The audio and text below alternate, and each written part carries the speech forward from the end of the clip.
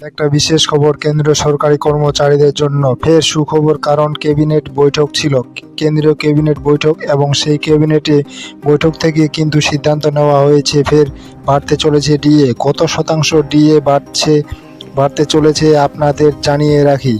3% DA বাড়লো।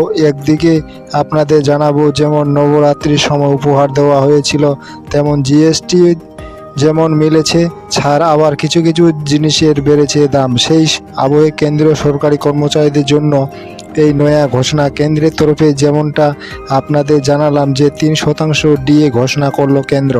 পাশাপাশি আপনাদের জানিয়ে রাখি, চলতি বছরের শুরুতে কিন্তু 2% ডিএ বেড়েছিল কেন্দ্রীয় কর্মচারীদের। আরও এই বছরের মাঝখানে অর্থাৎ অক্টোবরের 1 তারিখের কিন্তু আরও 3%, এবং যা কার্যকর হবে 2026 সাল। মাত্র 6 মাস পরেই ফের বাড়ল কেন্দ্রীয় সরকারি কর্মচারীদের ডিএ।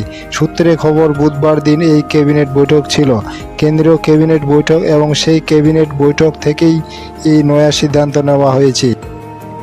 আর কবে থেকে লাগু হতে চলেছে, যেমনটা আপনাদের জানিয়েছিলাম যে 2026 সালে লাগু হতে চলেছে, কিন্তু কোন মাস থেকে এই নয়া শতাংশের ডিএ লাগু হতে চলেছে? জুলাই মাস থেকে, অর্থাৎ আরও মাত্র কয়েক মাস অপেক্ষা, এবং তারপরে কিন্তু এই নয়া ডিএ লাগু হতে চলেছে।